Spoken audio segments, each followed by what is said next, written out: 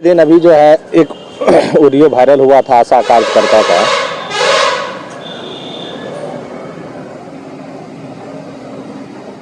स्वास्थ्य विभाग में कंप्लीट रूप से बिहार में अभी माननीय जो स्वास्थ्य मंत्री महोदय हैं कुछ देर के लिए अपने राजनीतिक और को चमकाने के लिए जो है वो अपने स्तर से बहुत अच्छी कार्रवाई करते हैं। इसके लिए हम उनको तहे दिल से धन्यवाद देते हैं कि कम से कम पिछले मंत्री के बनिस्पत कम से कम अस्पताल का निरीक्षण तो करते हैं, जाकर के अचानक निरीक्षण करते हैं, लेकिन निरीक्षण करने के बाद जो कार्रवाई होनी चाहिए वो कार्रवाई वो उस मजबूती के साथ नहीं हो पा रही है। आए दिन आप देख लीजिए, अभी आपके क्षेत्र में जो है आशा कार्यकर्ता का कॉल डिटेल्स वायरल हुआ था जन्म प्रमाण पत्र को लेकर के। खैर वो एक दूसरी चीज है, लेकिन यहाँ तक जो है इन लोगों का जो तरीका है, आम लोग जो गरीब जनता है, सरकार उन लोगों की बहाली किस लिए किया था? आज से जब उन आशा कार्यकर्ता नहीं थे तो उस समय में बाल मृत्यु दर बहुत ज्यादा हुआ करता था। सुदूर देहात में सबसे ज्यादा बाल मृत्यु दर हुआ करता था। जब आशा की वैकेंसी आई, आशा का बहाली किया गया है, तो सबसे ज्यादा अगर हेल्थ में मजबूत हुआ है तो बाल मृत्यु दर घटी है। लेकिन कहीं ना कहीं उसका आम लोगों को दुष्परिणाम भी भुगतना पड़ रहा है। दुष्परिणाम ये भुगतना पड़ रहा है कि आशा लोग के थ्रू से आम लोगों का, जैसे जन्म प्रमाण पत्र बनाने में, सर्टिफिकेट बनाने को लेकर के जो है अपना कुछ इधर उधर वो लोग करते हैं। साथ ही साथ अगर कोई ऐसे थोड़ा सा बुद्धिजीवी है तो उसको FIR करने की धमकी तक भी देते हैं, जैसे कि आप लोगों ने ऑडियो में सुना है। दूसरी बात है कि सरकार का उद्देश्य जो है बाल मृत्यु दर को कम करने के लिए, उसमें आशा कार्यकर्ता जो है, अभी देखिएगा कि सरकारी काम करे या ना करे, लेकिन प्राइवेट नर्सिंग होम वाले का काम कंप्लीट रूप से करती है। अब कहिएगा कि उसका काम क्या करती है? सरकार का नियम है कि किसी भी PSC से अगर कोई भी पेशेंट रेफर होगा तो वो सदर अस्पताल जाएगा। तो हम माननीय बेगूसराय के DM महोदय और बिहार के लगभग सभी जिले के जिलाधिकारी महोदय से हम निवेदन करते हैं कि वो क्या कभी स्वास्थ्य विभाग पर इस चीज के लिए इंक्वायरी करवाए हैं कि PSC से कितना पेशेंट रेफर हुआ है और कितना पेशेंट बाहर गया और कितना पेशेंट जो है सदर अस्पताल में गया। अगर वो इस चीज का आकलन किए हैं तो फिर प्रिंट मीडिया, इलेक्ट्रिक मीडिया के माध्यम से लोगों के बीच में जानकारी क्यों नहीं दिए? ये चीज भी होनी चाहिए। दूसरी बात है कि कहीं ना कहीं जो है इन लोगों का बड़ी जितने भी अगल बगल के प्राइवेट नर्सिंग होम होते हैं सबों का, सभी आशा का लगभग कांटेक्ट होता है। इवन यहाँ तक कि मातृ जो प्रेग्नेंट लेडीज होते हैं उन लोगों का अल्ट्रासाउंड, ब्लड जांच ये लोग खुद अपने स्तर से अपने तरीका से करवा लेते हैं, जरूरी डॉक्टर की नहीं समझते हैं। हम इस तरह से ऐसा इसलिए नहीं बोल रहे हैं कि हम आज एक डॉक्टर हैं, इसलिए हम इस तरह का आरोप नहीं लगा रहे हैं, लेकिन जेन्युइन सच्चाई बात यही है। और ये सभी जो है कहीं ना कहीं सब प्राइवेट नर्सिंग होम वाले से मिली भगत के कारण ही सब चीज़ हो रहा है। आज से बीते दिन कुछ दिन पहले हमने DM साहब से मिला था। मैंने उनसे आवेदन दे करके रिक्वेस्ट किया था कि आपके जिला में सबसे ज़्यादा फर्जी नर्सिंग होम चल रहा है, इसके ऊपर आप कार्रवाई कीजिए। इससे पहले मैंने गरपुरा के प्रोग्राम में आए थे तो उनको मैंने अवगत कराया, फिर चिट्ठी से अवगत कराया। 10 दिन बीत गया है लेकिन अभी तक किसी प्रकार का कोई कार्रवाई नहीं हुआ है। आप सिर्फ खुदामनपुर ब्लॉक में अगर देख लीजिए तो एक भी ऑथराइज क्लिनिक आपको नहीं मिलेगा। जैसा कि सरकार के द्वारा एक मापदंड तैयार किया गया है, आप किसी भी प्रकार का नर्सिंग होम चलाइएगा तो पढ़े लिखे एक डॉक्टर, डिग्री होल्डर सिर्फ डॉक्टर की ही से नहीं हो जाएगा। आपको क्लिनिक या नर्सिंग होम चलाने के लिए आपको कई सारी प्रक्रिया को फॉलो करना पड़ेगा, जो सरकारी गाइडलाइन भी है उसके लिए। आप इंजेक्शन लगाते हैं तो सुई कहाँ फेंकते हैं? आम जगह पर फेंकिएगा।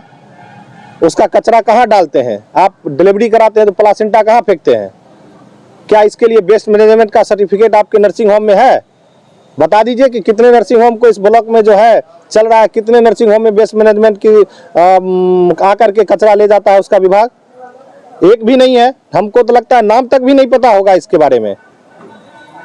और धड़ल्ले से देखिएगा, किसी जगह पर है मकान खोलिए लीजिए और धड़ल्ले से छोटा बड़ा सर्जरी, टोटल सर्जरी रोड के किनारे में काम होता है। ना OT का कोई प्रकार का मानक है, ना कोई व्यवस्था क्या रहता है। आप लोग स्थानीय पत्रकार सभी आदमी को पता है कि किस नर्सिंग होम में का क्या स्थिति है और कैसे चलता है। और ये सभी नर्सिंग होम जितने भी खुलते हैं और बिना ऑथराइज वाले हैं सभी ये सब आशा के थ्रू से चलता है, इसमें कोई शक नहीं है।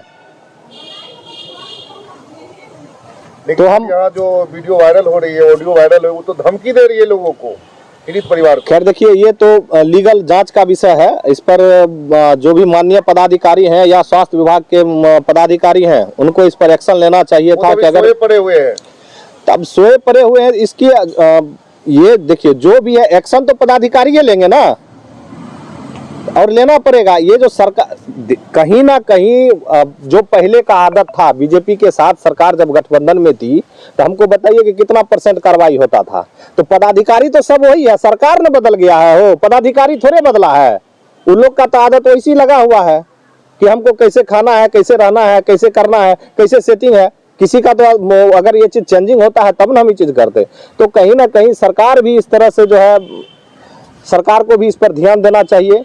और ऐसा अगर कोई पदाधिकारी है जो अगर एक्शन नहीं लिए हैं तो ये गलत है, उनको एक्शन लेना चाहिए था कि भाई इस तरह का बात क्यों उठा है। 700 रुपया 2 दिन आदमी मजदूरी करेगा तब 700 रुपया होगा, तब उसको जन्म प्रमाण पत्र बनेगा, जो सरकार द्वारा निःशुल्क है। जबकि सरकार के द्वारा वो निःशुल्क है।